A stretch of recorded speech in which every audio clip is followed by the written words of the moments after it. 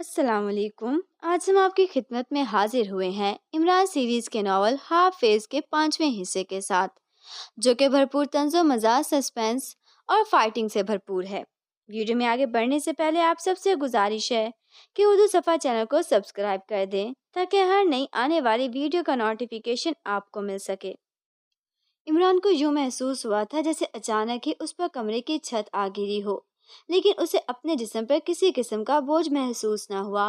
तो उसने सर उठाया और फिर ये देखकर कि उसके होंठों पर बेइख्तियार मुस्कुराहट आ गई कि ट्रांसमीटर बम से धमाका जरूर हुआ था, लेकिन शायद फोर्स ने कमरे में कोई हिफाजती सिस्टम ऑन कर रखा था, जिसकी वजह से कमरा बम से तबाह नहीं हो सका था।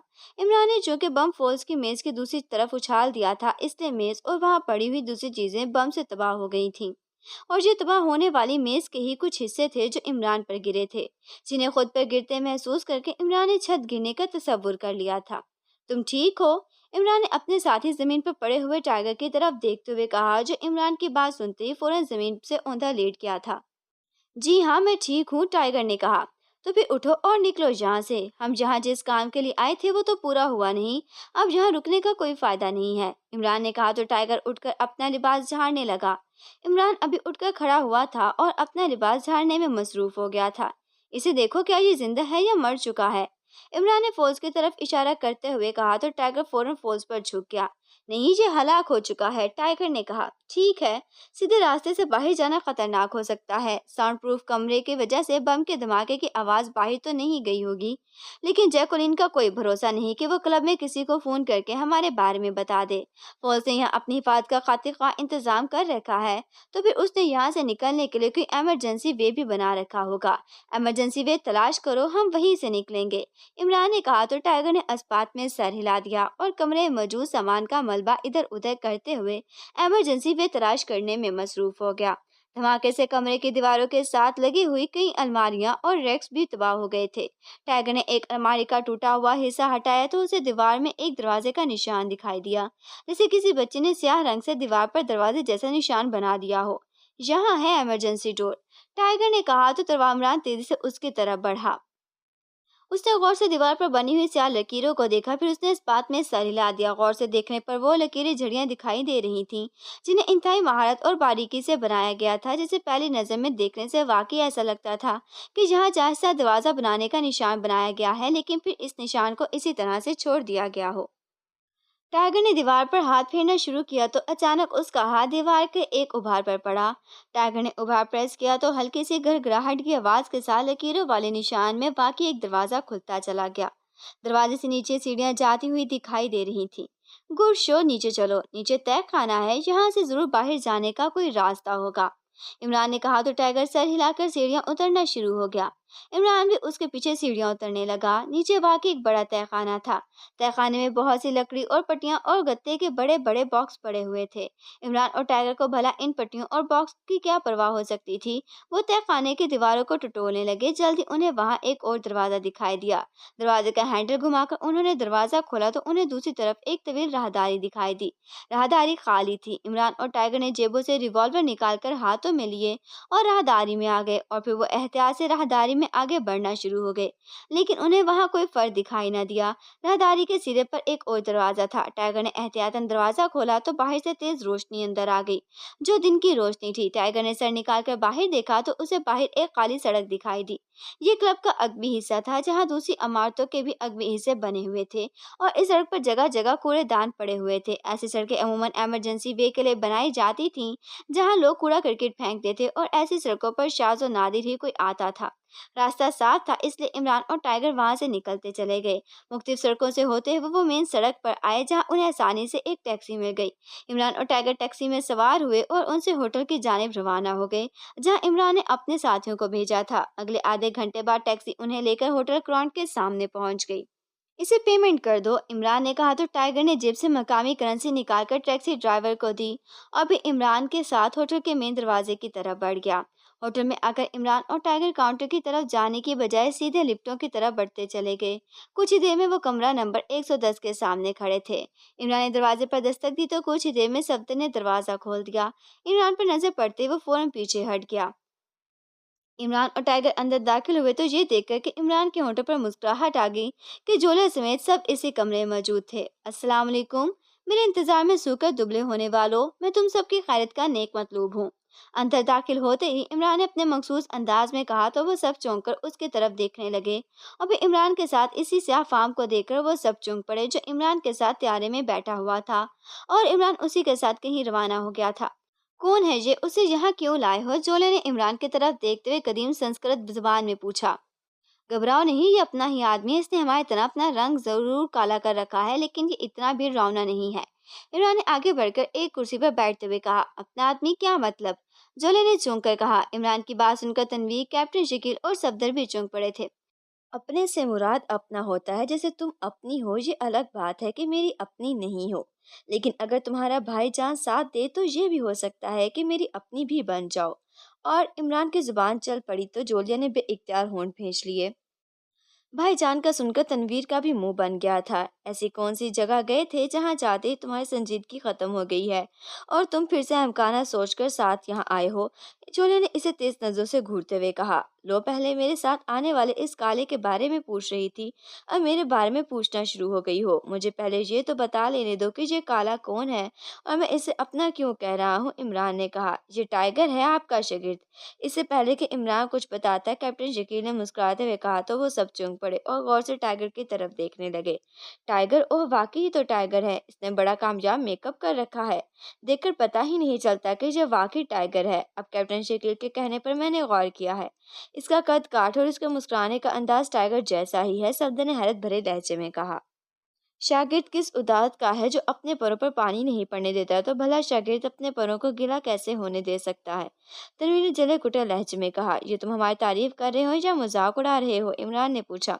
जो तुम समझ सकते हो समझ लो, तनवीर ने उसी अंदाज में कहा। समझने का क्या है, मैं तो ये भी समझ सकता हूँ कि तुमने मेरे लिए हक के अल्फत से भी दस्तबरदार होने का फैसला कर लिया है। अब मैं जब चाहूँ तुम्हारे घर बारात लेकर आ सकता हूँ। इमरान ने कहा तो वह सब बेअख्तियार हंस पड़े, जबकि तनवीर का मुंह बन गया था। तन्वी के घर बारात ले जाने से आपके क्या मुराद है? सफदर ने हंसते हुए कहा। घर ना सही, अगर ये अपनी सिस्टर की बारात रिसीव करने के लिए किसी शादी हॉल में भी पहुंचेगा कहेगा तो मैं इनकार नहीं करूंगा। क्यों जोलिया? इमरान ने कुन अखियों से जोलिया की तरफ देखते हुए कहा तो वो सब खिलखिलाकर हंस पड़े। फजूल बातें मत करो और ये बताओ कि तुम अब तक क्या करते फिर रहे हो? और टाइगर हमारे साथ था इसके बारे में तुमने बताया क्यों नहीं? जोलिया ने उसकी तरफ मसनूई गुस्से से देखते हुए कहा। उसके बारे में बताने या न बताने से क्या फर्क पड़ता है? आज नहीं तो कल तुम में से किसी ने इसे पहचान ही लेना था। इमरान ने कहा। हर बात का तुम्हारे पास उल्टा ही जवाब है। बताओ कहाँ गए थे? एयरपोर्ट से इसके साथ? जोलिया ने सर झटकते हुए कहा। एक चांस लेने गया था, लेकिन कहते हैं ना कि औरत जात हमेशा टेढ़ी खीर की बनी हो साबित है, और टेढ़ी कैसे खीर हो सकती है इसके बारे में भी मुझे अब तक पता नहीं चल सका है। इमरान ने एक तवील सांस लेते हुए कहा। औरत? क्या तुम किसी औरत से मिलने गए थे? कौन थी वो हराफा, और वो क्यों मिलने गए थे तुम उससे? जोलिया ने इसे तेज नजरों से घूरते हुए कहा। औरत से नहीं, उसके भाई से मिलने गया था। तनवीर तो मानता नहीं, मैंने सोचा कि चलो यहाँ कोशिश कर ली जाए। एक बहन के भाई का अता पता मालूम हुआ था, इसे रिश्ता मांगने गया। भाई तो मान गया था, लेकिन औरत मुंह जोर थी। उसने मुझे नापसंद कर दिया था और वो मुझसे इतनी नफरत करने लगी थी कि उसने मुझे अपने भाई के साथ हला करने की भी कोशिश की थी। मेरी किस्मत में शायद तुम ही लिखी हो, इसलिए किसी और के पास जाऊं तो मेरी दाल ही नहीं गलती है। इमरान ने कहा।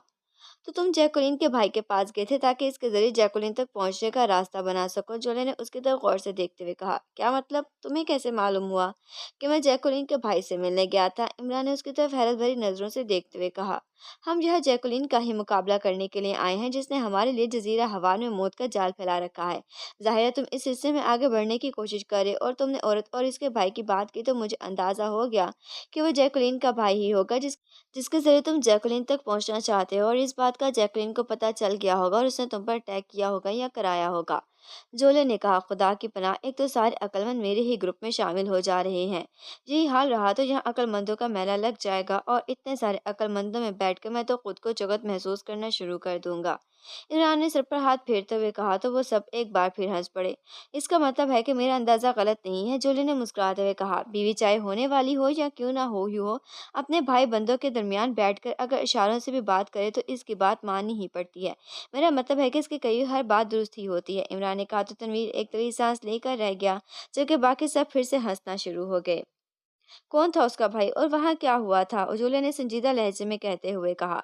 होना क्या था, बड़ी मुश्किल से खबर मिली थी कि लैला का एक भाई है और जिसके सर पर कानूनी और गैर कानूनी धंधे करता है और एक क्लब का भी मालिक है। उसके बारे में इन्फॉर्मेशन भी मिली थी कि जैकलीन अपने इस भाई, जो इसका सौतेला भाई है, से हर वक्त राब्ते में रहती है और किसी भी काम इसके मशवरे के बगैर नहीं करती। मैंने सोचा कि अगर लैला के पास जाने से पहले इसके भाई से मिल लिया जाए तो हो सकता है कि लैला तक पहुंचने का कोई आसान रास्ता मिल जाए, या किसी तरह से लैला मुझ मजनू को अपने पास जजीरा हवान बुला ले और हम सब जजीरे पर बिछे हुए मौत के जाल से बचते हुए इस तक पहुंच जाएं। मगर कहाँ साहिब, लैला तो हजारों आंखें रखती है। मैंने उससे उसके भाई की आवाज़ में बात करने की कोशिश की थी, लेकिन उसे फौरन पता चल गया कि उसने बात करने वाला उसका भाई नहीं बल्कि उसका कोई ना जानने वाला है। बस फिर क्या था, उसने फौरन धमाका कर दिया। धमाका भी ऐसा कि बमुश्किल तमाम में अपनी और बेचारे ब्लैक ज़ीरो की जान बचा सका, वरना कल नहीं परसों तुम मेरी इस मुल्क में कुल्फ ख़ुवानी करवा रहे होते। इमरान कहता चला गया और फिर उसने उन्हें फ़ोल्डर से होने वाला और जैकुलीन से बात करने और इसके ट्रांसमीटर को ब्लास्ट करने का तमाम अहवाल कह सुनाया। मतलब कि हम अभी तक वहीं हैं जहाँ से चले थे। सारी बात सुनकर जोले ने एक तवील सांस लेते हुए कहा, नहीं, पाक एशिया से निकलकर हम ख्वार होते हुए न जाने कहाँ की खाक छानते हुए इतनी दूर आ गए हैं, और तुम कह रही हो कि हम अभी भी वहीं हैं जहाँ से चले थे। इमरान ने कहा, मेरा कहने का मतलब है कि अभी तक हमारे पास ऐसा कोई जरिया नहीं है कि हम जजीरा हवान तक पहुंच सके और जैकुलीन पर काबू पा सके। जोले ने सर छिटक कर कहा, एक रास्ता है। इमरान ने कहा, कौन सा? जोले ने चूंक कर कहा, हम सब एक कश्ती में सवार होते हैं और जजीरे के पास जाकर जैकुलिन के सामने खुद को सरेंडर करने का ऐलान कर देते हैं। हमारे सरेंडर करने का सुनकर शायद उसके दिल में हमारे लिए रहम का जज्बा पैदा हो जाए और वह बारात को जजीरे पर बुला ले। इमरान ने कहा, जरूरी नहीं है कि वह हमें जजीरे पर बुला ले। जजीरे पर इसने एयरक्राफ्ट करने और मिसाइल लॉन्चर भी लगवा रखे हैं। उसे हमारी बोट मिसाइल मारकर तबाह कर देनी है। सफदर ने कहा, अगर उसने ऐसा किया तो हम फौरन बोट से समुद्र में कूद जाएंगे। खाली बोट को तबाह करके उसे क्या मिलेगा? इमरान ने कहा, तो क्या हम तैरते हुए जजीरे पर जाएंगे? कैप्टन शकील ने कहा, जाहिर है पानी में डूब मरने से बेहतर है कि खुशकी पर जाकर हलाक हो, ताकि हमारा कफन दफन तो किया जा सके, वरना अभी जानवर के पेट में हमारे टुकड़ों की कब्रें बनेंगी। इमरान ने कहा, तुम्हारी बातों से लग रहा है कि तुम्हारे पास जजीरा हवान तक जाने के लिए कोई सेफ रास्ता नहीं है और अब तुम एक्शन के मूड में हो और एक्शन करते हुए जजीरे पर जाना चाहते हो। क्यों, मैं गलत तो नहीं कह रही हूँ? जोले ने इमरान की तरफ गौर से देखते हुए कहा, अभी तो मेरा आराम करने का मूड हो रहा है। तुमने तो यहाँ आकर खासा रेस्ट कर लिया होगा। मुसलसल सफर और भाग दौड़ करके मैं बुरी तरह से थका हुआ हूँ। रेस्ट करने के बाद ही मैं सोचूंगा कि क्या करना है और क्या नहीं। इमरान ने कहा, ठीक है, तुम जाकर रेस्ट करो, तब तक हम जजीरा हवान पर एक्शन करने के बारे में कोई लाहे अमल बना लेते हैं। जोलिया ने कहा, ऐसा लाया अमल बनाना के बगैर किसी नुकसान के बारात तकरीबी पॉइंट पर पहुंच जाए। इमरान ने उठकर खड़े होते हुए कहा तो वो सब एक बार फिर हंस पड़े। इससे पहले कि इमरान दूसरे कमरे में रेस्ट के लिए जाता, उस लम्हे बाहर से जोर जोर से दरवाज़ा धड़धड़ाने जाने लगा। दरवाजे पर होने वाली धड़धड़ाहट सुनकर वो सब चौंक पड़े। कौन आ गया है जो पागलों की तरह दरवाज़ा पीट रहा है? इमरान ने मुंह बनाते हुए कहा, मैं देखता हूँ। सफदर ने कहा और तेजी से दरवाजे की तरफ बढ़ा। कौन है? सफदर ने दरवाजे के करीब जाकर ऊंची आवाज में कहा, दरवाज़ा खोलो जल्दी, मैं ग्राहम हूँ। बाहर से तेज और घबराई हुई आवाज सुनाई दी। ग्राहम? कौन ग्राहम? शब्द ने हैरत भरे लहजे में कहा। जबकि ग्राहम का नाम सुनकर इमरान बुरी तरह से चौंक पड़ा था। खोलो दरवाजा, ग्राहम भी अपना ही आदमी है, उसने हमारे लिए इस होटल में रहने का इंतजाम किया था। इमरान ने कहा तो शब्द ने फौरन लॉक हटाकर दरवाजा खोल दिया। जैसे ही उसने दरवाजा खोला, एक नौजवान जो होटल के वेटर के रूप में था तेजी से अंदर आ गया। उसके चेहरे पर हवाइयां उड़ी हुई दिखाई दे रही थी। इमरान साहिब कहाँ है? उसने बारी बारी इन सबकी तरफ देखते हुए परेशानी के आलम में कहा कि तुमने इमरान से कर्ज लेना है? अगर ऐसी बात है तो हम में इनको इमरान नहीं है, और अगर कर्ज देने आए हो तो फिर समझो मैं ही इमरान हूँ। इमरान ने ऐसी आवाज में कहा तो नौजवान चुनकर उसकी तरफ देखने लगा। और इमरान साहिब, आप जितनी जल्दी मुमकिन हो सके यहाँ से अपने साथियों को लेकर निकल जाएं। यहाँ आप सबके लिए खतरा है। ग्राहम ने तेज तेज बोलते हुए कहा। कैसा खतरा? इमरान ने चुनकर पूछा। बाकी सब भी गौर से उसकी तरफ देख रहे थे। तामेली है कि सालियोस के एक क्राइम ग्रुप को रेड कोबरा की नंबर 3 एजेंट जैकोली ने हायर किया है, और इसका क्राइम ग्रुप, जिसे फर्स्ट ग्रुप कहा जाता है, के सरबराह मास्टर डिंग को हुक्म दिया है कि वो इस होटल को फौरी तौर पर जाकर ब्लास्ट कर दे जिसमें आप और आपके साथी मौजूद है। ग्राहम ने कहा, तुम्हें ये खबर कहाँ से मिली है और जैकुलिन को इस बात का कैसे पता चला कि हम इस होटल में मौजूद हैं? इमरान ने हैरत भरे लहजे में कहा, आप सबके लिए इस होटल में बुकिंग कराने के लिए मैं खुद भी यहाँ आ गया था, और मैंने यहाँ एक वेटर की जगह हासिल कर ली थी ताकि आप सबकी हिफाजत के लिए कुछ कर सकूँ और इर्द गिर्द के माहौल पर भी नजर रख सकूँ। मैंने आपके साथियों को आते देख लिया था और मैं इनमें चूक में नहीं था कि इसने उसने मुझे अपने बारे में बताना मुनासिब नहीं समझा था। मेरा इरादा था कि जब आप आएंगे तो मैं आपको अपने बारे में बता दूंगा कि मैं भी यहीं मौजूद हूँ। मैंने अपनी ड्यूटी होटल के हॉल में लगवा ली थी ताकि हर आने जाने वाले पर नज़र रख सकूँ। मैं एक ज़रूरी काम से बाहर निकल रहा था तो मेरी नज़र साइड में खड़ी एक जीप पर पड़ी। जीप के पास एक बदमाश टाइप आदमी खड़ा था। वो सेल फ़ोन पर बात कर रहा था। मैं बेख्याली में उसके करीब से गुज़रने लगा तो मेरे कान में इस शख्स की आवाज़ पड़ी। वो किसी से कह रहा था कि जो 2 अफराद फ़ोर्ड्स के क्लब के थे वो एक टैक्सी में इस होटल में आए हैं।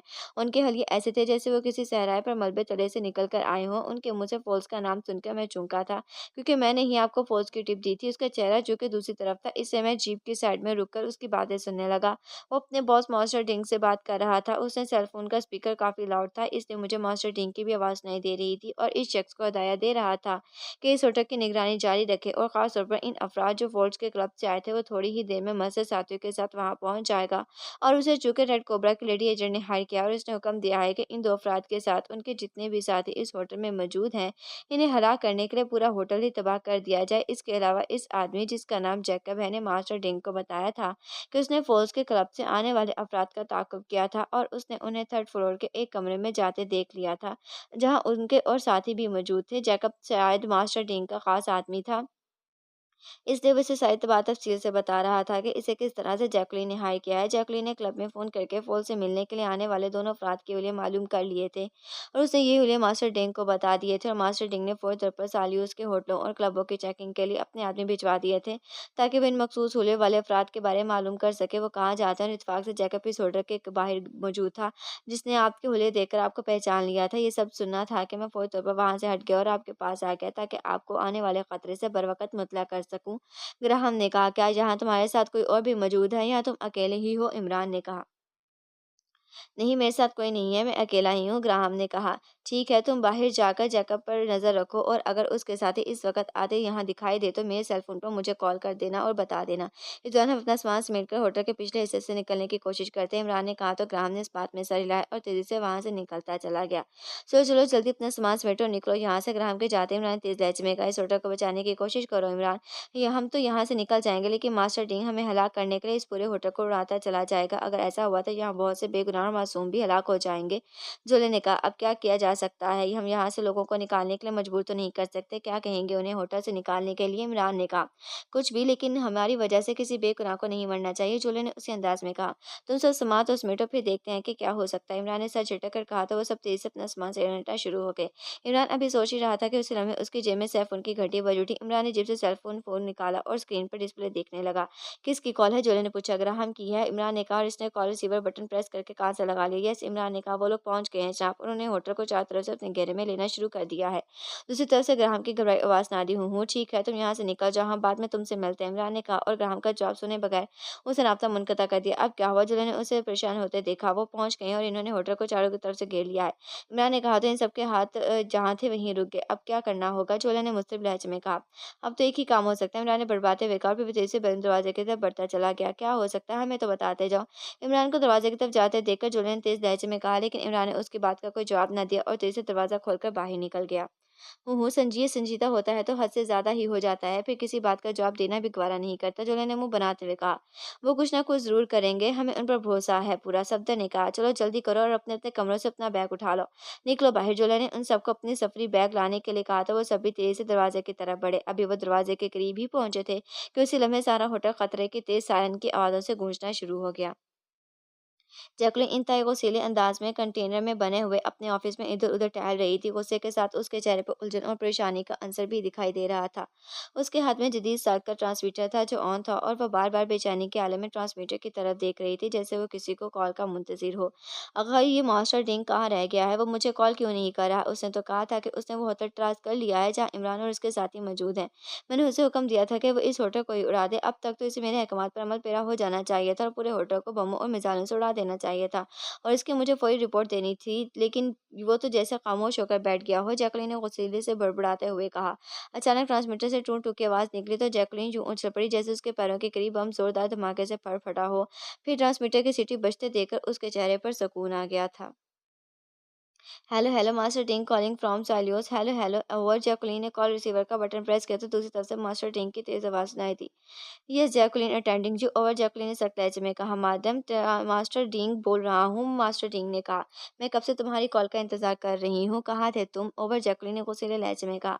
मैं होटल ग्राउंड पहुंचने के लिए इंतजाम कर रहा था। आपने चूंकि होटल मुकम्मल तौर पर तबाह करने के अहकाम दिए थे, इससे मुझे इंतजाम करने में थोड़ा सा वक्त लग गया था। ओवर। मास्टर ने डिंग ने कहा। हूँ तुम अभी तक तमाम इंतजाम ही करते फिर रहे हो? ओवर। जैकुलीन ने करा कर कहा। मैडम नो, मैं इंतजाम कर चुका हूँ और मैं इस वक्त अपने ग्रुप के हमरा ग्रांड होटल के पास हूँ। मैंने हर तरफ से होटल का घेराव भी कर लिया है। ओवर। मास्टर डिंग ने कहा। घराव घराव करने से तुम्हारा क्या मतलब है? मैंने तुमसे कहा था कि तुम होटल को मिसाइलों से उड़ा दो। ओवर। जैकुलीन ने गुस्सैले लहजे में कहा। मैं होटल पर चारों तरफ से मिसाइल फायर करना चाहता था मैडम, लेकिन दूसरी तरफ से मास्टर डिंग कहते कहते रुक गया। वो खासा परेशान और उलझा हुआ दिखाई दे रहा था। लेकिन क्या बोलो? ओवर। जैकुलीन ने इस तरह गुस्सैले लहजे में कहा। होटल में इमरजेंसी सायरन बज रहा है मैडम। शायद होटल के किसी हिस्से में आग लग गई है, जिससे लोग खौफजदा होकर होटल से बाहर आ रहे हैं। सारा होटल खाली होता जा रहा है। ओवर। मास्टर डिंग ने कहा। क्या क्या होटल में इमरजेंसी सायरन बज रहा है? नॉनसेंस। लगता है इमरान और उसके साथियों को तुम्हारी आमद का इल्म हो गया है। होटल का घिराव होते देखकर उसके पास इससे अच्छी तरकीब और क्या हो सकती थी कि वो इमरजेंसी सायरन बजाकर लोगों को होटल छोड़ने पर मजबूर कर दे और इन लोगों की भीड़ में वो इसके साथी भी निकल जाए। ओवर। जैकुलीन ने चीखते हुए कहा। यस यस मैडम, ऐसा हो सकता है। ओवर। मास्टर डिंग ने बुखलाए हुए लहजे में कहा। ऐसा हो सकता है नहीं, ऐसा ही हुआ है। ये सारी कारिस्तान इमरान की है। होटल में कोई आग वाग नहीं लगी। इमरान ने जानबूझकर इमरजेंसी सायरन बजाया है ताकि इसे और इसके साथियों को वहां से निकालने के लिए सेफ वे मिल जाए। जैकुलीन ने गरजते हुए कहा। अब क्या करूं मैडम? सब लोग होटल से बाहर निकल आए हैं। ओवर। मास्टर डिंग ने परेशानी के आलम में कहा। हलाक कर दो उन्हें में इमरान और उसके साथी भी मौजूद है। उन्होंने मेरे भाई फोल्स को इसके क्लब में जाकर हलाक किया। मुझे इस वक्त तक चैन नहीं आएगा जब तक मैं उनसे अपने भाई की लाकत का इंतकाम नहीं ले लूंगी। होटल से जो भी बाहर आ रहा है इसे शूट कर दो। हर तरफ से उन पर गोलियों की बौछार कर दो। किसी एक को भी वहां से जिंदा बचकर नहीं जाना चाहिए, समझे तुम? ओवर। जैकुलिन ने बुरी तरह चीखते हुए कहा। ओह यस मैडम, मैं समझ गया मैडम, आप बेफिक्र रहें। वो सब होटल से तो बाहर आ गए हैं, लेकिन अभी वो हमारे घेरे में ही है। मैं इन सबको यहीं मार डाल गिराऊंगा और इनमें से कोई एक को भी जिंदा नहीं बचेगा। ओवर। मास्टर डिंग ने तेज तेज बोलते हुए कहा। इन सबको हला करके होटल भी तबाह कर दे। मैं नहीं चाहती कि तमाम लोग मारे जाएं और इमरान और उसके साथी होटल में छुपकर अपनी जानें बचा लें। ओवर। जैकुलिन ने कहा। यस मैडम, आप मुझे 15 मिनट का वक्त दें। 15 मिनट के बाद मैं आपको कॉल करके इन सबकी हलाकत की खबर दूंगा। ओवर। मास्टर डिंग ने कहा। Okay. Over and all. Jacqueline ने कहा। और राब्ता खत्म कर दिया। तुम कुछ भी कर लो इमरान, मगर तुम मेरी जहानत का मुकाबला नहीं कर सकते। तुम्हारे साथियों की खुशकिस्मती होगी कि तुम मास्टर डीन के हाथों आसान मौत मर जाओ। अगर तुम इस जजीरे की तरफ आए तो मैं तुम्हें ऐसी भयानक मौत मारूंगी कि मरने के बाद भी तुम्हारे और तुम्हारे साथियों की रूहें सदियों तक बुलबुलाती रहेंगी। जैकुलिन ने कराते हुए कहा। वो चल लम्हे सोचती रही, फिर वो अपनी मेज की तरफ बढ़ गई। उसने ट्रांसमीटर मेज पर रखा और कुर्सी पर यूं धप से बैठ गई जैसे वो हमसे से भागती हुई आती हो और बुरी तरह से थक गई। अभी थोड़ी ही देर गुजरी थी कि एक बार फिर ट्रांसमीटर की सीटी बज उठी। इतनी जल्दी मास्टर डिंग कॉल नहीं कर सकता। फिर किसकी कॉल हो सकती है? RC4 की या फिर कर्नल ब्राउन की? जैकुलीन ने चूंकते हुए कहा और फिर हाथ बढ़ाकर उसे ट्रांसमीटर उठा लिया। Hello hello RC4 calling. Hello over. दूसरी तरफ से RC4 जेरोल्ड की आवाज़ सुनाई दी तो जैकुलीन एक तिली सांस लेकर रह गई। Yes RC3 attending over. Jacqueline ने कहा। जब जेरोल्ड बोल रहा हूँ, मेरे पास एक बहुत बड़ी खुशखबरी है। और दूसरी तरफ से जेरोल्ड की तय से बड़ी आवाज़ सुनाई दी। अच्छा, क्या खुशखबरी? ओवलिन। जैकुलीन ने चौंक कर कहा। मैंने अभी कुछ देर पहले एक मोटर बोट को मिसाइल से तबाह किया है। इस मोटर बोट में आम अफराद के साथ 6 खास अफराद भी सवार थे। ओवल जेरोड ने कहा। 6 खास अफराद कौन थे? वो 6 खास अफराद? ओवर। जैकुलिन ने पूछा। कौन हो सकते हैं वो? ओवर। जेरोड ने अपनी खुशी छुपाने की नाकाम कोशिश करते हुए कहा। कर्नल फ्रीदर और इसके साथी। ओवर। जैकुलिन ने कहा। तुम ठीक समझी हो, वो कर्नल फ्रीदर और इसके साथी ही थी। मैंने बोट समेत इन सबको पर खर्चे उड़ा दिए हैं। अब समुद्र में उनके छोटे छोटे टुकड़े तैर रहे होंगे, जिन पर समुद्री मछलियां पल पड़ रही होंगी और हार्डस्टोन और इसके साथियों का नामो निशान भी हमारे हमेशा के लिए खत्म हो जाएगा। ओवर। जेरोड ने कहा। गुड शो, लेकिन तुम ये वसूख से कैसे कह सकते हो कि इस बोट में मौजूद अफराद कर्नल फ्रीदर के साथ ही थे? जैकलीन ने पूछा। जब मुझे पता चला कि जजाय कमियारा के रास्ते से गुजरा हुआ एक मोटरबोट जजीरा ग्रांड की तरफ आ रही है, तो मैंने कंट्रोल रूम में जाकर समुद्र का जायजा लेना शुरू कर दिया। मोटरबोट के बारे में तो रॉड राज से काशन मिल रहा था, लेकिन इस बात का पता नहीं लग रहा था कि मोटरबोट में कितने अफराद मौजूद हैं और कौन है। फिर मैंने जब जजीरा ग्रांड की सिक्योरिटी जेम से बात की तो उसने मुझे बताया कि मोटरबोट में मौजूद अफराद का पता लगाने का इसके पास इंतजाम है। इसके पास एक इनमेंट एरियल व्हीकल मौजूद था। वो बगैर पायलट के एक जासूस त्यारा है। जिम ने फौरी तौर पर त्यारा समुद्र की तरफ भेज दिया। जासूस त्यारा जब समुद्र के पास इस हिस्से पर पहुंचा तो इससे मोटर बोट पर मौजूद अफराद की इंफ्रारेड के जरिए तस्वीर के हासिल कर ली गई और जब इन तस्वीर को क्लूज किया गया तो इस बात का पता चल गया कि इनमें 6 अफराद मेकअप में थे। इंफ्रारेड की वजह से इनके मेकअप छुपे हुए चेहरे में वाज़ा हो गए थे, जो कर्नल फ्रीदी और उसके साथियों के थे। ओवर। जेरोन ने तफसील बताते हुए कहा। क्या इस बात का तुमने तस्दीक कर ली थी कि मोटर बोट पर जिस मिसाइल पर फायर किया है इस वक्त वो सब इसी बोट में ही थे मौजूद? ओवर।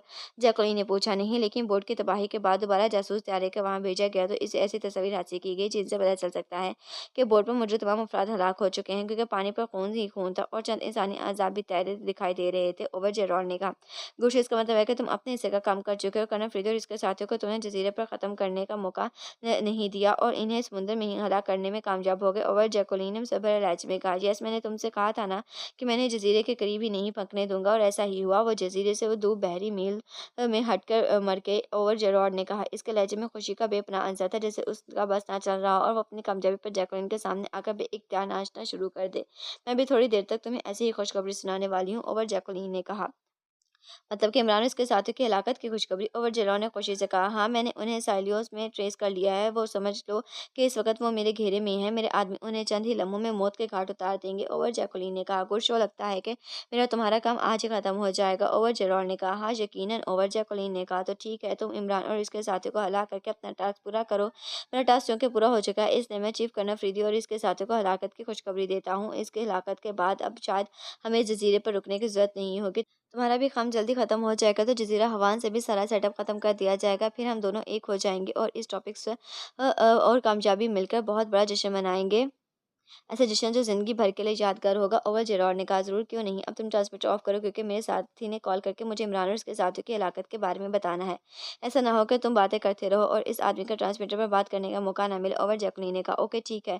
तो तुम्हारे साथी तुम्हें इमरान और इसके साथियों की हलाकत की खबर दे दे तो अपनी इस कामयाबी की खबर मुझे भी ज़रूर देना। जेरोल ने कहा, हाँ, ज़रूर बता दूंगी। ओवर जैकुलिन ने कहा तो जेरोल ने ओवर एंड ऑल कहकर राब्ता मुनक़ता कर दिया।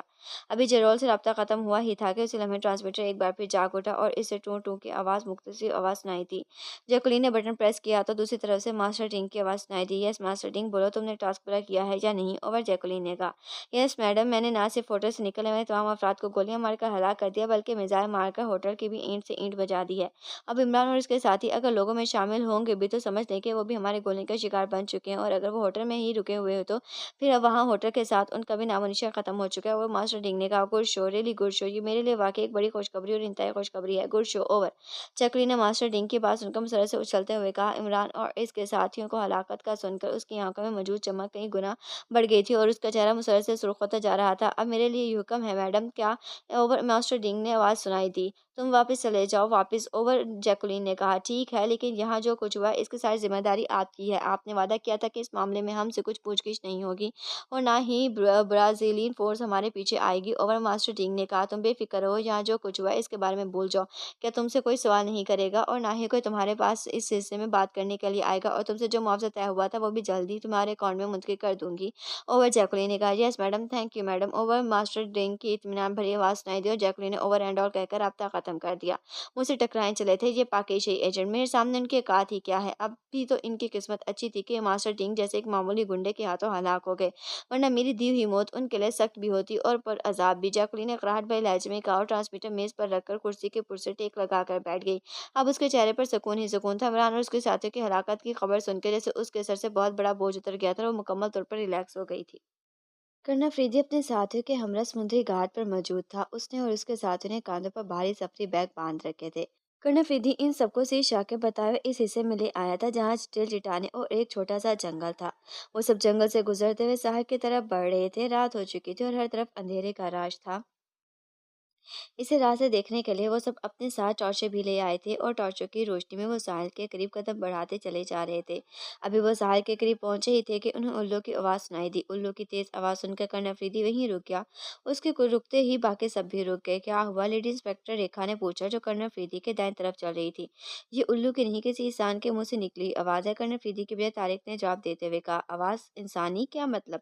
कैप्टन हमीद ने चौंक कर कहा। कर्नल अफरीदी ने उसे खामोश रहने का इशारा किया और मुंह पर हाथ रखकर उसने भी मुंह से ऐसी ही उल्लू की आवाज़ निकालनी शुरू कर दी जैसे जंगल में उभरी थी।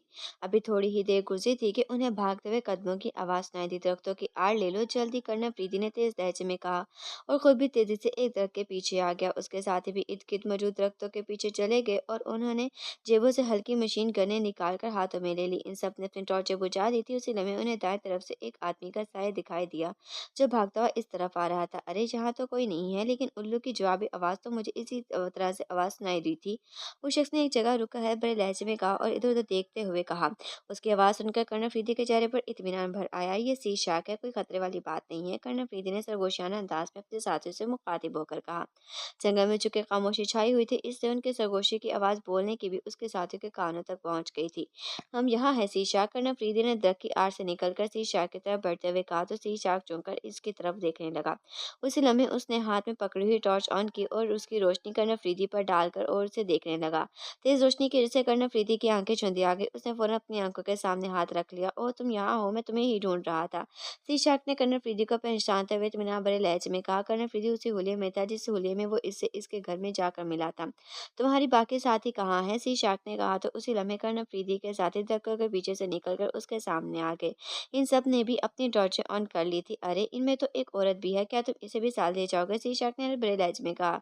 हाँ, कर्नल अफरीदी ने मुबहम से अंदाज में कहा। ठीक है, और मेरे साथ। और सी शाक ने कहा और एक तरफ बढ़ना शुरू कर दिया। कर्नल अफरीदी ने अपने साथियों को इशारा किया और उनके पीछे मोड़ लिया। तुमने मुझे अपना नाम नहीं बताया अब तक। सी शाक ने सर घुमाकर कर्नल अफरीदी से मुखातिब होकर कहा। हार्टस्टोन। कर्नल अफरीदी ने कहा। हार्टस्टोन, ये कैसा नाम है? सी शाक ने बड़े लहजे में कहा। जैसा ही सी शाक नाम है, ऐसा ही है मेरा नाम। कर्नल अफरीदी ने कहा। ओह, तो ये तुम्हारा नाम कोड है? सी शाक ने कहा। ऐसा ही समझ लो। कर्नल अफरीदी ने कहा। ठीक है। सी शाक ने कहा। सामान का क्या हुआ? हरीश ने कहा। कोई सा कौन सा सामान? सी शाक ने पूछा। वही जिसके लिए तुमने रकम ली थी, हरीश ने होंठ भेजते हुए कहा। बेफिक्र रहो, मैंने सब इंतजाम कर लिया। सी शाक ने जवाब दिया। अब जो तुम यहाँ हमें कहाँ ले जा रहे हो? कैप्टन हमीद ने पूछा। घाट की तरफ। वहाँ मेरी मोटर बोट है। हम मोटर बोट के जरिए ही अपना सफर शुरू करेंगे और फिर हमें आगे समुद्र में दूर जाकर तैर कर जाना होगा।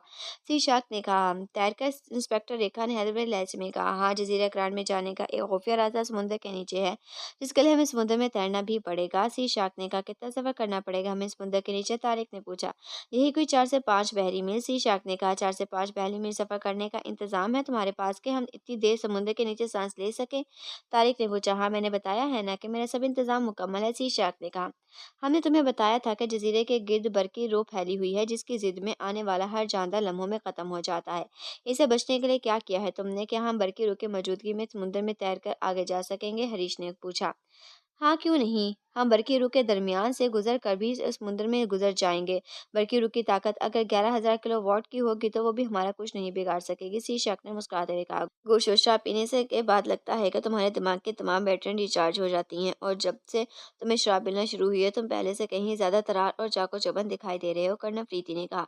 तुमने ठीक कहा है हार्टस्टोन, मेरी बैटरियां वाकई शराब पीने के बाद ही रिचार्ज होती हैं। अगर शराब ना हो तो मैं सोचने समझने से भी कासिर हो जाता हूँ और मेरी आंखों के सामने भी हर वक्त धुंध सी छाई रहती है। सी शाक ने जवान मुस्कुरा कर कहा। वो सब जंगल से निकलकर समुद्र के किनारे पर आ गए। समुद्र के किनारे पर भी जगह जगह दरख्त उगे हुए थे और समुद्र का पानी चट्टानों को काटता हुआ काफी अंदर तक आ गया था। एक जगह उन्हें एक मोटर बोट दिखाई दी। मोटर बोट काफी बड़ी थी, जिसके बाहर चंद अफराद के साए दिखाई दे रहे थे। उन्हें देखकर सी शाक ने हलक से उल्लू की आवाज निकालनी शुरू की दी। जवाब ने शुरू की तरफ से भी उल्लू की आवाज सुनाई दी। ये सब कौन है? कर्नल फ्रीदी ने चौंक कर कहा। जी, मेरे साथी हैं। सी शाक ने जवाब दिया। हूँ, क्या ये सब हमारे साथ जाएंगे? कर्नल अफरीदी ने सी शाह की जानिब नागवार नजरों से देखते हुए कहा। हाँ, इन्हें साथ ले जाना जरूरी है। हमें समुद्र में जहाँ तक सफर करना है वहां तक ये हमारे साथ ही रहेंगे। जब हम समुद्र में उतर जाएंगे तो ये बोट लेकर वापस आ जाएंगे और वापसी पर भी हमें लेने आ जाएंगे। सी शाह ने जवाब देते हुए कहा। तो इसके लिए 6 अफराद की क्या जरूरत थी? मोटर बोट लाने और ले जाने के लिए 1-2 अफराद भी काफी थे। कैप्टन हमीद ने मुंह बनाकर कहा। बोट बड़ी है, इसमें कम तादाद में अफराद देखकर कोस्ट गार्डर्स शक में पर मुब्तला हो सकते थे और ऐसी बोट आमतौर पर यहाँ फोर्डिश को पकड़ने के लिए इस्तेमाल की जाती है। इस बोट में ऐसा सारा सामान मौजूद है जो स्वॉर्डिश पकड़ने के काम आता है। इन अफराद का ताल्लुक भी स्वॉर्डफिश पकड़ने वालों से है। अगर जाते हुए ये वापसी पर इन्हें कोस्ट गार्डर्स के ने रोकने की कोशिश की तो वो 2 अफराद से काम नहीं चलता, वो मशकूक हो सकते हैं। इसे बोट में मखसूस तादाद में अफराद का होना लाजमी होता है। सी शार्क ने कहा। ये ठीक कह रहा है। समुद्र के जिन हिस्सों में स्वॉर्डफिश होती है वहाँ शार्क्स भी आ जाती हैं, इसलिए इन मोटर बोट्स और लांचों को ऐसे इलाकों से दूर ही रखा जाता है जिसमें शार्क्स का मुकाबला करने के लिए ज्यादा अफराद मौजूद ना हो। इससे यहाँ के कोस्ट गार्ड्स खाली और कम अफराद वाली बोट के आगे नहीं जाने देते। तारिक ने कहा। इसे चूंकि शिकार का वसी तजुर्बा था और वह शिकार के लिए जंगल और समुद्र की तरफ तवील और कठिन तरीन सफर करता रहा था, इससे उसने ये बात करने फरीदी ने कोई रद्द अमल नहीं दिया था। वो सब एक दूसरे के पीछे हल्की सी बोट में खामोशी से सवार हो गए थे और फिर बोट उन्हें लेकर दरख्तों के दरमियान टेढ़े मेढ़े रास्तों से गुजरती हुई खुले समुद्र में आ गई। खुले समुद्र में आते ही बोट की रफ्तार तेज हो गई थी और वो समुद्र का सीना चीरती हुई इंतहाई तेजी से आगे बढ़ती जा रही थी। आसमान साफ था और समुद्री लहरें भी पुरसुकून थी, इसलिए उनका ये सफर इंतहाई पुरसुकून था। आसमान पर सितारों और चांद की रोशनी फैली हुई थी, जिनसे समुद्र में दूर दूर तक देखा जा सकता था। शीशाग ने गले में दूरबीन लटका रखी थी। वो मस्तूल पर चढ़ा और दूरबीन आंखों से लगाए चारों तरफ देख रहा था। कनफरीदी और तारिक रेलिंग के पास खड़े थे, जबकि हरीश एक तरफ और कैप्टन हमीद इंस्पेक्टर रेखा के साथ डेक पर घूमता फिर रहा था। ये सब चूंकि दिन में अपनी नींद पूरी कर चुके थे, इससे किसी की आंखों में भी नींद नहीं थी। उनका ये सफर दिन निकलने तक जारी रहा। इस वक्त तक ना ही उन्हें समुद्र में कोई बोट दिखाई दी थी और ना ही कोस्ट गार्ड्स इस तरफ आते थे। 3 घंटे मजीद सफर के बाद समुद्र के मुख्तलिफ रास्तों जजीरों के गिर से घूमते हुए समुद्र के एक हिस्से में आ गए, जहाँ समुद्री पानी में शदीद हलचल थी। समुद्र के नीचे चट्टानी इलाका मौजूद था, जिनसे लहरें टकरा टकरा कर उछल रही थी। सी शार्क ने खास मकाम पर पहुंचकर मोटर बोट रुकवा ली थी। मोटर बोट लहरों पर रुकी बुरी तरह से हचकोले खा रही थी। बोट क्यों रुकवाई है? कर्नफ्रीद ने सी शार्क को एक कैबिन से निकलकर बाहर आते देखकर पूछा। बस हमें यहीं तक आना था। अगर हम आगे जाएंगे तो जैसा आपने बताया कि जजीरा करार पर फांसी इंतजामात की भरमार है, तो वो हमें आसानी से देख लेंगे और वो हमें आसानी से मिसाइलों से हट कर सकते हैं। हमारा यहाँ से आगे का सफर समुद्र के नीचे से होगा। सी शार्क ने कहा। तो क्या हम सब तैर कर के लिबास में पहन लें? कर्नफ्रीदी ने पूछा। हाँ बिल्कुल, हमने कैबिन में तैराकी के लिबास और सारा सामान रखवा दिया है। आप एक एक करके जाएं और तैराकी के लिबास पहनकर वहीं से अपने मतलब का सामान ले लें, फिर हम समुद्र में उतर जाएंगे। सी शार्क ने कहा। ठीक है, पहले मैं जाकर देखता हूँ कि सामान में क्या क्या है। मैं अपने बतौर पर इन सबको सामान मुहैया करना चाहता हूँ, कर्नफ्रीदी ने कहा। तो उसने इस बात में सर हिला दिया। कर्नफ्रीदी तेज तेज चलता हुआ कैबिन की तरफ बढ़ने लगा। उसके सभी साथी डेक पर ही मौजूद थे, जबकि सी शार्क की तरफ आने वाले 6 के 6 अफराद अंदर कैबिनों में मौजूद थे, जिनमें से 5 आराम को रहे थे और एक आदमी कंट्रोल रूम में लॉन्च को तेज लहरों से संभालने की कोशिश कर रहा था। कर्नफ्रीदी जैसे ही कैबिन में गया, इसी लम्हे तारिक की नजर आसमान पर उड़ते हुए एक छोटे से त्यारे पर पड़ी, जो काफी बुलंदी पर था, लेकिन वो मोटर बोट के ऊपर ही मंडलाता दिखाई दे रहा था। और ये तो जासूस त्यारा है, इस पर इंफ्रारेड कैमरा लगा हुआ है, जिससे ये हमारी तस्वीर ले रहा है। तारिक ने बड़बड़ाते हुए कहा। उनकी बड़बड़ाहट इतनी तेज थी कि इन सबने साइंस से उसकी बात सुन ली थी। जासूस त्यारा? इंस्पेक्टर रेखा ने कहा। हाँ, ये त्यारा बुलंदी पर रहकर खसूसी तौर पर इंफ्रारेड रेस के जरिए तस्वीर हासिल करता है और इस त्यारे में लगे हुए इंफ्रारेड इतनी इतनी ताकत होती है कि वो मेकअप के पीछे छुपे हुए चेहरे भी वाज़ा कर सकता है। तारिक ने कहा। लेकिन ये त्यारा आया कहाँ से? हमने इसे पहले तो नहीं देखा था। कैप्टन अमित ने कहा। अभी आया है और इसी तरफ से आया है जहाँ जजीरा करार मौजूद है। तारिक ने कहा। उसका मतलब है कि जेबरॉल ने हमारी आमद का इल्म हो चुका है और इसने हमें चेक करने के लिए समुद्र पर जासूस त्यारा छोड़ रखे हैं। हरीश ने जबड़े लहर भेजते हुए कहा। हो सकता है कि जो रूटीन की चेकिंग कराओ, लेकिन जो भी है इस तारे के कैमरे से हमारी तस्वीरें ली जा चुकी होंगी। अब जब ये तारा वापस जाएगा तो इसके कैमरे से मेमोरी कार्ड हो सकता है कि रूटीन की चेकिंग कराओ, लेकिन जो भी है इस तारे के कैमरे से हमारी तस्वीर ली जा चुकी होंगी। अब जब ये तारा वापस जाएगा तो इसके कैमरे से मेमोरी कार्ड निकाल कर तस्वीर चेक की जाएंगी, तो जिरोल को हमारे ऐसे चेहरे नजर आ जाएंगे और वो अलर्ट हो जाएगा। तारिक ने कहा। तारा कुछ देर मोटर बोट पर मंडलाता रहा, फिर वो मुड़कर उसी तरफ उड़ता चला गया जिस तरफ से आया था। कुछ देर बाद कर्नफ्रीदी तैराकी लिबास पहनकर मखसूस असले का थैला उठाकर बाहर आया, तो तारिक ने उसे जासूस तारे के बारे में बताना शुरू कर दिया। और फिर तो हम खतरे में हैं। जैसे ही तारे के कैमरे से तस्वीर निकाली जाएंगी, जेरोल को हमारी ऐसी शक्लें दिखाई दे जाएंगी और वो इस बोर्ड पर हमला करने के लिए या तो मिसाइल फायर कर देगा या फिर गनशिप हेलीकॉप्टर को इस तरफ भेज देगा। कनफरीदी ने होश जमाते हुए कहा। फिक्र करने की जरूरत नहीं है, जब तक मिसाइल या गन शिप हेलीकॉप्टर इस बोट की तरफ आकर हिट करेगा, हम समुद्र से उतर चुके होंगे। सी शार्क ने कहा। हम तो बच जाएंगे, लेकिन तुम जिन अफराद को अपने साथ लाए उनका क्या होगा? तारिक ने से तेज नजरों से घूरते हुए कहा। अब हमें जल्द से जल्द पानी में तैरना होगा, ताकि हमें छोड़कर जल्द से जल्द यहाँ से वापस चले जाएं। इसके अलावा उन्हें बचाने का और कोई तरीका नहीं है। सी शार्क ने कहा। तो फिर जल्दी करो, तुम सब जाओ और तैराकी के लिबास पहनकर अपना सामान उठाकर बाहर आ जाओ, ताकि हम समुद्र में उतर जाएं और ये जल्द से जल्द यहाँ से निकल जाए। कर्नफ्रीदी ने कहा। तो इन सबने इस बात में सर हिला दिया और कर्नफ्रीदी के कहने पर इंस्पेक्टर रेखा कैबिन में चली गई। वो सर पर कंटोप चढ़ाकर और तरह के मखसूस लिबास पहनकर और कमर पर ऑक्सीजन का सिलेंडर बांधकर असले का थैला लेकर बाहर आई, तो कर्नफ्रीदी ने तारिक को भेज दिया। तारिक के बाद हरीश और कैप्टन हमीद भी तैयार होकर आ गए। इसके बाद ही सी शार्क भी तैयार होकर निकला और फिर वो समुद्र में कूदना शुरू हो गए। सी शार्क ने मोटर बोट और नौजवान मौजूद अफराद को जल्द से जल्द वहां से निकलने का हुक्म दे दिया था। इन सबको कूदते ही कंट्रोल रूम में मौजूद शख्स ने मोटर बोट स्टार्ट की और उसे तेजी से मुड़कर वापस दौड़ता चला गया। लेकिन अभी वो मोटर बोट थोड़ी ही दूर गया था कि आसमान से एक मिसाइल उड़ता हुआ आया और ठीक इस मोटर बोट से टकरा गया। दूसरे लम्हे एक जोरदार धमाका हुआ और मोटर बोट के हर खच्चे उड़ते हुए नजर आए। जैसे ही जोले और उसके साथी अपने अपने बैग लेकर कमरों से निकलकर बाहर आए, ऐसी लम्हे उन्हें राहदारी में बेशुमार अफराद कमरों से निकलकर भागते हुए दिखाई दिए। होटल से मुसलसल खतरे का सायरन बज रहा था, जिससे होटल में अफरा तफरी फैल गई थी। ये सायरन होटल में आग लगने या किसी भी किस्म के हादसे से बचाने के लिए बजाया जाता था। जोले और उसके साथी इधर देख ही रहे थे कि उसी लम्हे साइड से इमरान दौड़ता हुआ उसी तरफ आ गया। इमरान अभी उनके करीब आकर रुका ही था कि दाएं तरफ से ग्राहम भी भागता हुआ वहां आ गया, जो वेटर के रूप में था। आप मेरे साथ आ जाए जल्दी, ग्राहम ने कहा। इमरान ने सर हिलाता वो सब उसके पीछे हो लिए। चलो उसके साथ ही होटल में बचने वाले वाले सायरन के बारे में इमरान और ग्राम से पूछना चाहते थे, लेकिन चूंकि वहाँ हर तरफ अफरा तफरी फैली हुई थी और लोग कमरों से निकल कर भाग रहे थे, इसलिए उन्हें इमरान और जैकब से पूछ पूछ करने के मौका ही नहीं मिला था। ग्राम उन्हें मुख्तलिफ रास्तों से गुजारता हुआ एक तहखाने में लाया और फिर वो तहखाने के एक कमरे में लाकर रुक गया। कमरा खाली था, वहाँ काट बाढ़ का काम पड़ा हुआ था। ये तुम यहाँ कहाँ ले आए हो? इमरान ने ग्राम से मुखातिब होकर कहा। मैं आपको यहाँ मौजूद एक खुफिया रास्ते से निकालना चाहता हूँ। मुझे मालूम है कि काट कबाड़ से भरे हुए इस कमरे में एक खुफिया रास्ता मौजूद है जो होटल के नीचे से होता हुआ यहाँ से कुछ दूर एक पुरानी इमारत में निकलता है। ग्राहम ने कहा तो इमरान ने इस बात में सर हिला दिया। ग्राहम ने साइड की दीवार से पास पड़ा हुआ काट कबाड़ उठाकर हाथ शुरू किया तो इमरान के साथी भी इसकी मदद करने लगे। काट कबाड़ हटाकर ग्राहम जैसे ही दीवार के करीब पहुंचा, इसकी दीवार गौर से देखनी शुरू की। क्या देख रहे हो? सफदर ने पूछा तो इसने करीब मौजूद था। इस दीवार में एक खुफिया दराज है जिसे एक छोटी सी कील दबाकर खोला जा सकता है। मैं वो कील तलाश कर रहा हूँ, ग्राहम ने कहा तो सफदर समेत सबकी नजर दीवार पर कील की तलाश करने लगी। जैसे ही दूसरे लम्हे ने हाथ बढ़ाया, सफदर ने और दीवार की कोने पर लगे हुए एक छोटे से कील को प्रेस किया। जैसे ही कील प्रेस हुआ, इसी लम्हे हल्की से गिड़गिड़ाहट हुई। दीवार का दरमियानी हिस्सा फटकर लिफ्ट की दरवाजे की तरह दो हिस्सों में खोलकर साइड के दीवारों में घुसता चला गया। दूसरी तरफ एक तंग मगर तवील सुरंग थी।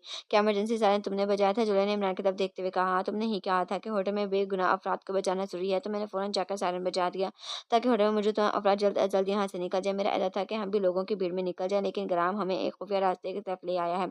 हमें इस होटल से निकालना है। लोगों की जुर्मत की वजह से खुफिया रास्ते से निकलना ज्यादा बेहतर होगा, इमरान ने कहा तो उसने इस बात में सर हिलाते दिया। सबसे पहले सुरंग में ग्राहम दाखिल हुआ, फिर इमरान। सुरंग चूंकि तंग थी, इसमें दो अफराद कांधे से कांधा मिलाकर नहीं चल सकते थे, इससे बाकी सब भी एक दूसरे के पीछे सुरंग में आ गए। जैसे ही वो सुरंग में दाखिल हुए, उसी लम्हे उनके पीछे रास्ता बंद हो गया। रास्ता बंद होते ही वहां गुप अंधेरा फैल गया था। अरे बाप रे, शायद कोई जादूगी सुरंग है। इस सुरंग में आते ही मैं अंधा हो गया हूँ, इमरान की आवाज सुनाई दी।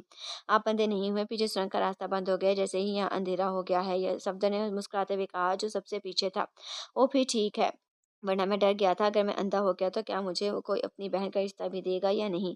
इमरान ने कहा तो उन सब ने होंठों में मुस्कुराहटें भर गईं। साथ ही इसने अपनी रेस्ट वॉच का डायल रोशन कर लिया। इसके देखा देखी उसके साथी ने भी अपनी वो टॉर्चेस डायल रोशन कर लिया, जिनकी रोशनी ज़्यादा तेज़ तो नहीं थी, लेकिन इस रोशनी में बहरहाल वो आगे का रास्ता देख सकते थे। सुरंग काफ़ी दूर तक चली गई थी।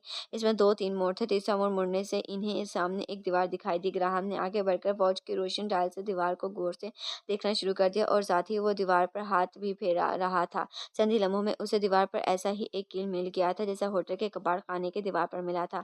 उसे कील महसूस करते हुए उसे अंगूठे से दबाया तो सर की आवाज के साथ दीवार में एक दरवाजा चलता बना गया। दरवाजे की दूसरी तरफ सीढ़ियां ऊपर जा रही थी। सीढ़ियों पर भी अंधेरा था, लेकिन चंद सीढ़ियों के बाद एक छोटा सा चबूतरा था जहाँ एक दरवाजा भी लगा हुआ था। ग्राहम तेजी से सीढ़ियां बढ़ता चला गया। उसके नीचे पीछे इमरान भी ऊपर आ गया। अब ये दरवाजा कहाँ खुलता है? इमरान ने पूछा।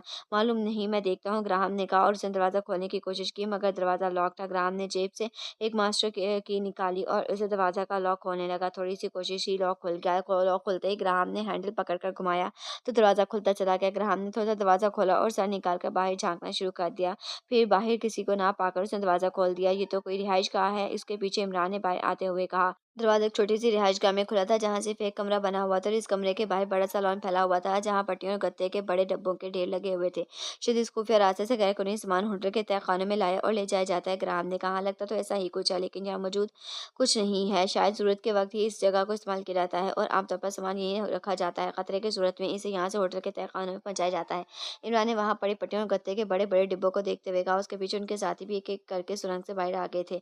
लेकिन इन बॉक्सेस और पट्टियों में क्या है? जोले ने पूछा। मंशियात और शराब की बोतलों के सिवा क्या हो सकता है? जहाँ मंशियात और गैर मेयारी शराब की वो भी फैली हुई है। इस मुल्क में गैर मंशियात और मंशियात इस तरह खुफिया धंधा किया जाता है। इमरान ने कहा। आप यहाँ रुकें, मैं बाहर का जायजा लेकर आता हूँ, देखता हूँ कि हम यहाँ से कैसे निकल सकते हैं। ग्राहम ने कहा तो इमरान ने इस बात में सर हिला दिया।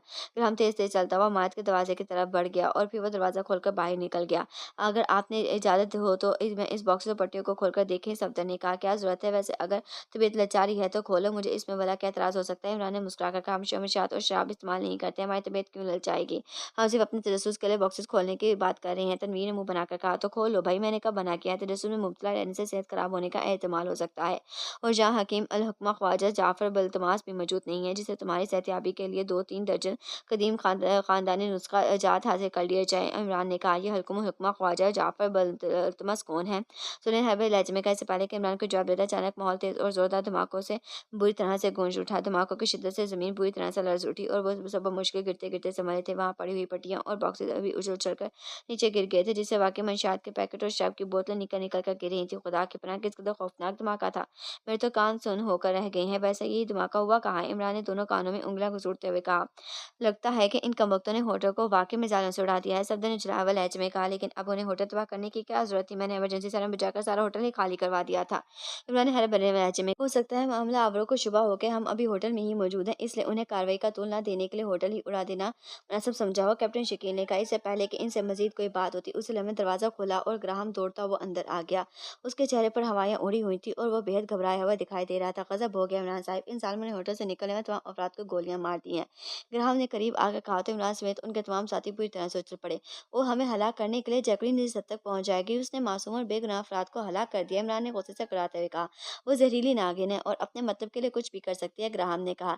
एक मैं ऐसी नागिन जहरीली का जहर निकालना और इसका असर कुचलना जानती हूँ। एक बार वो मेरे सामने आ जाए तो मैं इसका भयानक हश्र कर दूंगी कि मरने के बाद भी इसकी रूह सदियों तक बुलबुलाती रहेगी, जूलिया ने नफरत भरे लहजे में कहा।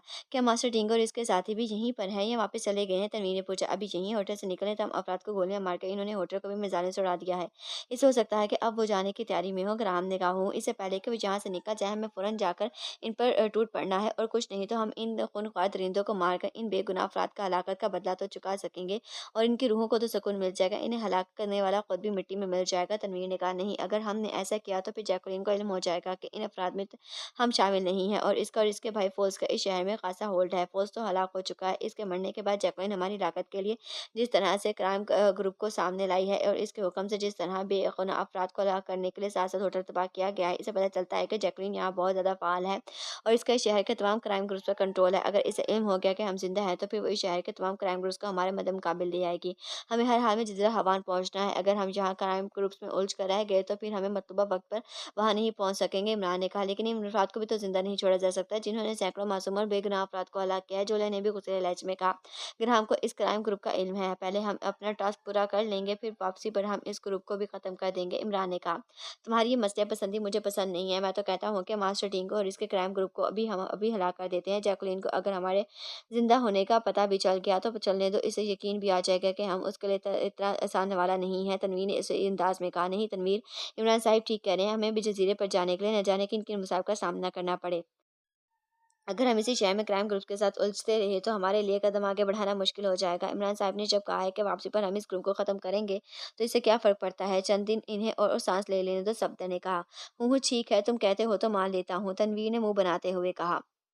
अब लेकिन वेकिन छोड़ो और चलो यहाँ से। ग्राहम, ये बताओ कि अब कहाँ जाना है? तुमने हमारा जजीरा हवा जाने का इंतजाम करना था, क्या हुआ नहीं है अभी इंतजाम? इमरान ने कहा। बस रात तक का इंतजार कर ले, मेरे आदमी इसी काम में मसरूफ है। जैसे उनका काम मुकम्मल होगा हम समुद्री घाट पर पहुंच जाएंगे और वहां से जजीरा हवा जाने के लिए रवाना हो जाएंगे, ग्राहम ने कहा। तब तक हमें यहीं रुके रहते हैं। होटल के साथ उसके इंतजाम में भी खत्म हो चुकी थी। अब यहाँ किसने आना है? हर जगह अब हमारे लिए बेहतरीन पनाहगाह का काम देगी, कैप्टन शकील ने कहा। तो इमरान ने इस बात में सर हिला दिया। ग्राहम ने सेल फोन पर किसी से बात की और फिर इमरान से इजाजत लेकर वहां से रवाना हो गया।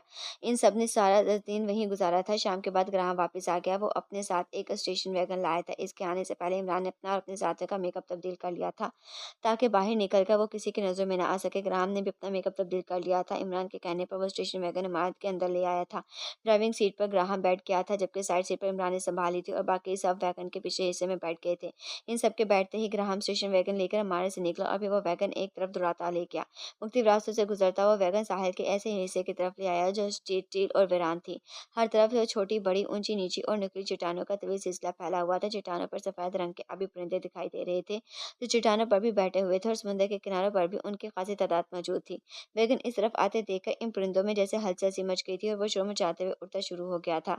उनकी आवाज़ें इतनी तेज थी कि समुद्र के लहरों का शोर और वैगन के इंजन की तरफ भी दब गई थी। ग्राहम वैगन चट्टानों के दरमियान बने हुए छोटे रास्तों से गुजरता हुआ किनारे के करीब ले गया जहाँ चट्टानों के एक खुले हिस्से में एक छोटी सी लॉन्च मौजूद थी। लॉन्च की दूसरी तरफ बढ़ते ही ग्राहम ने वैगन का मखसूस अंदाज में हॉर्न बजाना शुरू किया तो वहां मौजूद परिंदे और ज्यादा शोर करते हुए उड़ना शुरू हो गए। हॉर्न की आवाज़ सुनकर लॉन्च के अकब में लगी हुई रेलिंग के पास एक आदमी दिखाई दिया और फिर वैगन को देखकर इसने मखसूस अंदाज में हाथ हिलाना शुरू कर दिया। ये कौन है? इमरान ने लॉन्च पर खड़े आदमी को गौर से देखते हुए कहा। उसका नाम टॉलमर है। ये इसका लॉन्च है। ये इस समुद्री कीड़ा है जिसे समुद्र के एक एक हिस्से का मालूम है। इसे मैंने खास तौर पर हायर किया है ताकि ये हमें खुफिया समुद्री जंगली रास्तों से गुजारकर जजीरा हवान के करीब ले जा सके। समुद्र दुनिया में इसी पायरेट कहा जाता है, ग्राहम ने जवाब दिया। क्या इस पर भरोसा किया जा सकता है? इमरान ने पूछा। आप बेफिक्र हैं, मैं इसे बहुत अरसे से जानता हूँ और ज़रूरत के वक्त इसकी कई बार मदद भी हासिल कर चुका हूँ। इसे अपने मुआवजे से मतलब होता है, माकूल मुआवजा हासिल करके ये कुछ भी करने के लिए तैयार हो जाता है। ग्राहम ने जवाब दिया तो इमरान ने इस बात में सर हिला दिया। ये अकेला ही है या इसके साथ कोई और भी है? इमरान ने पूछा। ये अकेला ही काम करने का आदी है, किसी को अपने साथ रखने का ये रिस्क नहीं लेता, ग्राहम ने जवाब दिया। फिर ठीक है, जो शख्स खुद पर इन्हिसार करता हो उस पर वाकई भरोसा किया जा सकता है, इमरान ने कहा। ग्राहम ने वैगन चट्टानों के दरमियान ले जाकर रोक दी और वैगन से बाहर निकल आया। इमरान भी अपनी साइड का दरवाजा खोलकर बाहर आ गया। उसने वैगन के अगले हिस्से पर मखसूस अंदाज में हाथ मारा तो उसके साथी भी अगले दरवाजा खोलकर वैगन से निकलकर बाहर आ गए। उन्हें वैगन से निकलते देखकर लॉन्च में मौजूद शख्स ने, जो उदेर उम्र मगर इंतहाई मजबूत असाब का मालिक था, रस्सी की सीढ़ी नीचे कर लॉन्च से उतर आया और ग्राहम की तरफ बढ़ा। उसने बड़े तरपरते अंदाज में ग्राहम से हाथ मिलाया। ग्राहम उसे लेकर इमरान के करीब आ गया। ये मेरे दोस्त प्रिंस ऑफ ढम्ब है और ये सब इनके साथी हैं, तुम्हें इन सबको ही ले जाना है, ग्राहम ने उसे इमरान और उसके साथियों का तारुफ करते हुए कहा। ये तो मेरे लिए बेहद एजाज की बात है कि मेरी छोटी सी लॉन्च में किसी मुल्क का प्रिंस सफर कर रहा है। मैं प्रिंस ऑफ डम और इसके साथियों का दिल के गहरे से खैर मुकदम करता हूँ, टालमर ने कहा और उसने इमरान से भी बड़ी सोची से हाथ मिलाया। इमरान के बाद उसने उसके साथियों से हाथ मिलाया। जोले ने सरखम करके इसके इस्लाम का जवाब दिया था। उसने टालमर से हाथ नहीं मिलाया था। आप सब लॉन्च में चले, मैं आपका सामान लाता हूँ, टालमर ने इमरान से कहा। यस प्रिंस, आप चले, मैं और टालमर मिलकर सामान ऊपर ले आएंगे, ग्राहम ने कहा। तो इमरान ने इस बात में सर हिला दिया और लॉन्च की तरफ बढ़ गया और फिर वो रस्सी की बनी हुई सीढ़ी पर चढ़ता हुआ लॉन्च पर आ गया था। उसके पीछे जोलिया और फिर एक एक करके बाकी सब भी ऊपर आ गए थे। उनके ऊपर आने के बाद ग्राहम और टालमर इनके मखसूस बैग ऊपर लाना शुरू हो गए।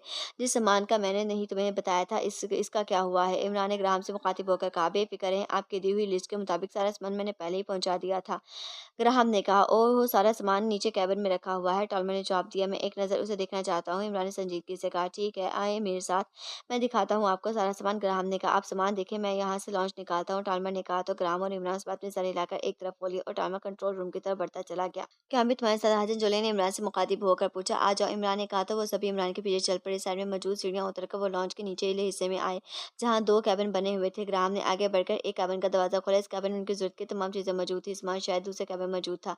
ग्राहम ने कहा। दूसरे कैबिन की तरफ बढ़ गया। दूसरे कैबिन का उसने दरवाजा खोला तो अंदर फर्श पर दो बड़े बैग पड़े दिखाई दिए।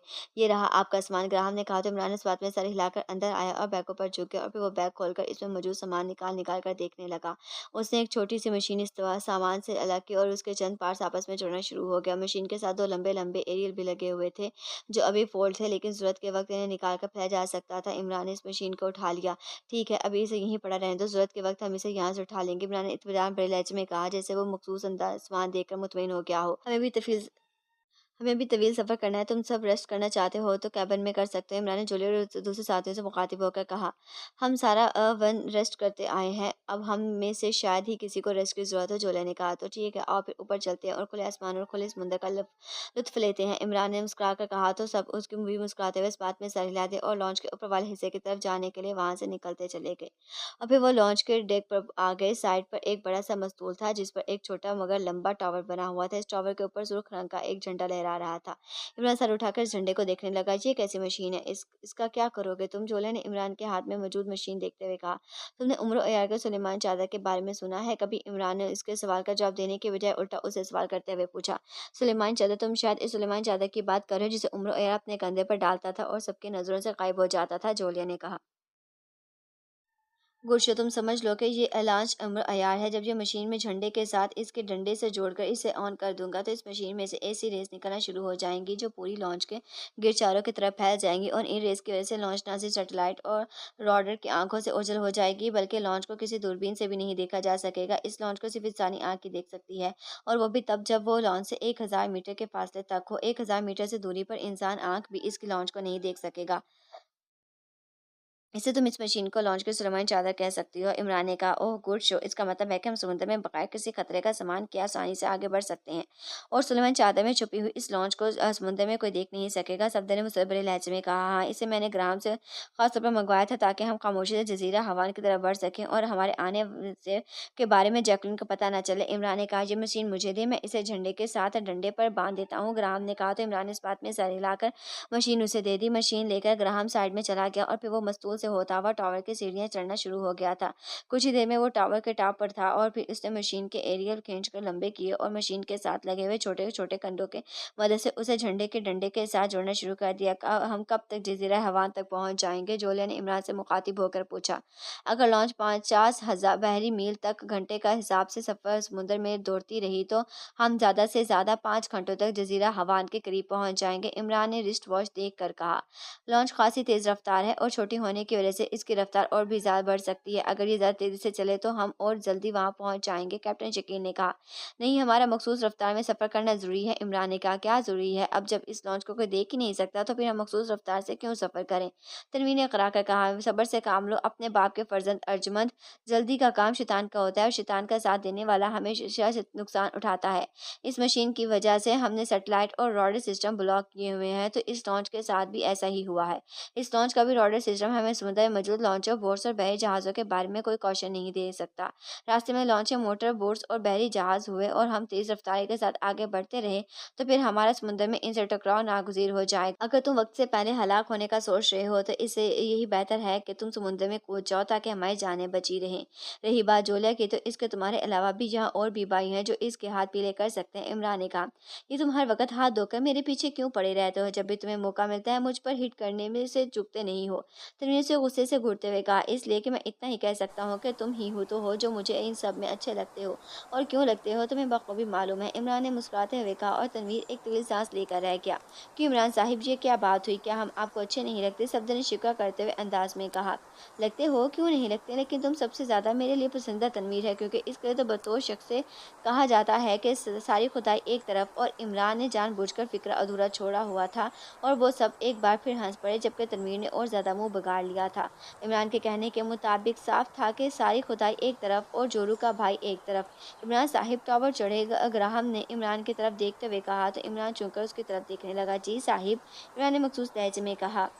मैंने मशीन ऑन कर दी है। इसकी डायरेक्शन देखकर अगर कोई फ़र्क हो तो बता दें कि तो मैं इसे ठीक कर दूं। ग्राहम ने कहा। तो इमरान ने झंडे के साथ लगी हुई मशीन की तरफ गौर से देखना शुरू कर दिया। ठीक है, मशीन से निकलने वाली लहरें इस डायरेक्शन में आसानी से लॉन्च को कवर कर लेंगी और लॉन्च दूसरों के लिए अनविजिबल हो जाएगी। इमरान ने कहा। तो क्या हम नीचे आ जाऊँ मैं? इमरान ने कहा। आ जाओ। अगर नहीं आना चाहते और वहीं लटके रहना चाहते हो तो ये तुम्हारी अपनी मर्जी होगी। इमरान ने कहा। तो ग्राहम हंसता हुआ नीचे आना शुरू हो गया। चलो, ये काम तो हो गया है कि हमें अब समुद्र में आगे बढ़ते हुए कोई देख नहीं सकेगा। लेकिन तुम शायद भूल रहे हो, तुमने हमें जजीरे के हिफाजती इक़दामात के बारे में बताया था कि जजीरे के गिर्द इंतहाई ताकतवर पावर सप्लाई फैली हुई है, जिनकी जिद में आकर हम शायद इस लॉन्च में भी ना बच सकेंगे। इससे बचने का क्या इंतजाम किया है तुमने? जोलिया ने पूछा। जजीरा तो आ लेने दो, फिर देखेंगे कि वहाँ पानी में मौजूद पावर सप्लाई से कैसे बचा जा सकता है। इमरान ने लापरवाही से कहा। तो जोलिया ने इस बात में सर हिला दिया। इत्मीनान इमरान का बता रहा था कि वो सोच समझकर और हर खतरे का मुकाबला करने के लिए उसका इंतजार करने के लिए ही निकला है, इसलिए वो परेशान नजर नहीं आ रहा था। ग्राहम मस्तूल के ऊपर वाले हिस्से पर खड़ा हो गया था। इसके पास दूरबीन थी जो ऊपर जाते वक्त वो साथ ले गया था। मस्तूल पर खड़े होकर उसने समुद्र की तरफ देखना शुरू कर दिया था। इमरान साहिब, कुछ देर के बाद ग्राहम ने इमरान से मुखातिब होकर कहा। अब क्या हुआ? समुद्र में कोई समुद्री हाथी नजर आ गया है क्या? इमरान ने कहा। समुद्री घोड़ों का तो सुना है, समुद्री हाथी भी हो सकते हैं, ये पहली बार सुना है। सफदर ने मुस्कुरा कर कहा। समुद्री घोड़े हो सकते हैं तो समुद्री हाथी क्यों नहीं हो सकते? मैं तो कहता हूँ कि समुद्री दुनिया इंसानी दुनिया से ज़्यादा वसी है। यहाँ समुद्री गैंडे भी हो सकते हैं, समुद्री भालू भी, और इस बात में भी इनकार नहीं किया जा सकता कि समुद्र के किसी हिस्से में समुद्री गधे भी पाए जाते हो। मैंने तरकीब ब तरकीब जवाब देते हुए कहा। किसी हिस्से में क्यों? एक समुद्री गधा तो हमारे सामने ही मौजूद है। तनवीर ने जले कुटे लहजे में कहा। हाँ हाँ, तुम बिल्कुल ठीक कह रहे हो, वाकई हमारे सामने एक गधा मौजूद है। वो चूंकि समुद्र में है इसलिए उसे समुद्री गधा कहना भी बेजाना होगा।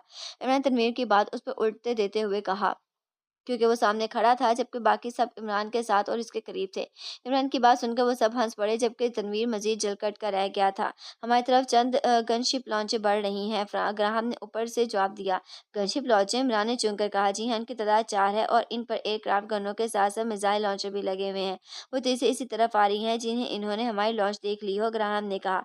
वो हमारी तरफ कैसे आ सकती हैं? हमने तो अपनी लॉन्च इनविजिबल कर रखी है। जोले ने हड़बड़ाए लहजे में कहा। हो सकता है इनकी लॉन्चों ने लॉन्च इनविजिबल होने से पहले पहले ही मार्क कर ली है। कैप्टन शकील ने कहा, क्या वो कोस्ट गार्ड की लाश है? इमरान ने पूछा, नहीं, इन पर कोस्ट गार्ड के मखसूस निशान नहीं है। ग्राहम ने जवाब दिया कि सिमत से आ रही हैं, कुछ मालूम हो सकता है इस बारे में? इमरान ने पूछा, जी हाँ, ये चारों इसी तरफ से आ रही हैं जिस तरफ जजीरा हवान है। ग्राहम ने कहा, हूँ तो ये लॉन्चें मादाम जैकुलिन ने भेजी हैं। इमरान ने बड़बड़ाते हुए लहजे में कहा, क्या बात है, तुम परेशान क्यों हो रहे हो?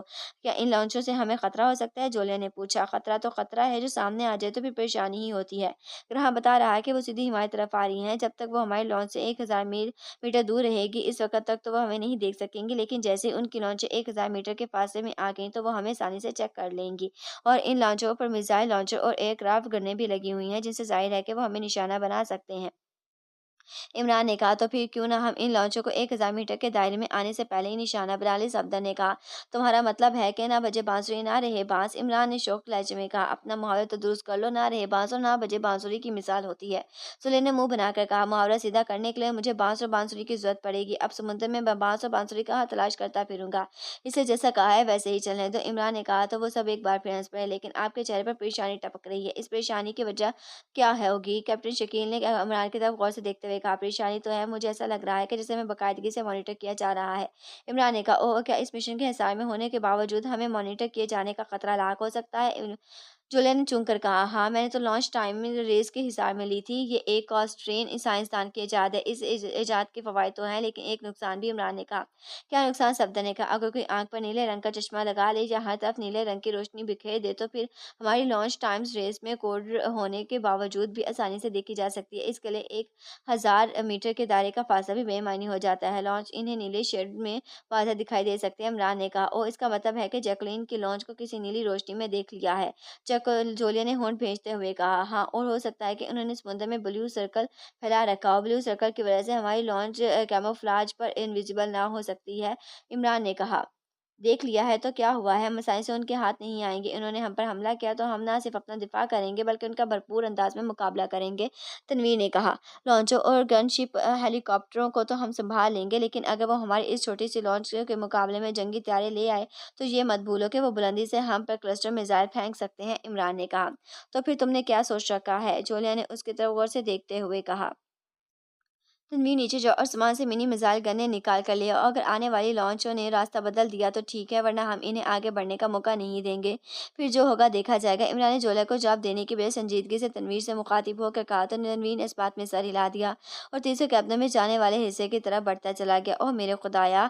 अचानक ग्राहम की चीखती आवाज़ सुनाई दी तो वो सब बुरी तरह से चौंक पड़े। क्या हुआ? इमरान ने कहा, लॉन्चों ने हमारी तरफ मिसाइल फायर करने शुरू कर दिए हैं। 8 मिसाइल हमारी लॉन्च की तरफ आ रहे हैं। ग्राहम ने चीखती आवाज़ में कहा और मिसाइलों का सुनकर इन सब के रंग जर्द हो गए और इमरान भी बेचैनी के आलम में इधर उधर देखना शुरू हो गया, जैसे वो इस तरफ आने वाले मिसाइलों से बचने के लिए कोई राह तलाश कर रहा हो। इसी के साथ हम अपने नॉवल के 5वें हिस्से का इख्तिताम करते हैं। वीडियो अच्छी लगी है तो लाइक कर दे और हमारे चैनल को सब्सक्राइब करना ना भूलें। मिलते हैं अगली वीडियो में, तब तक के लिए अल्लाह हाफिज़।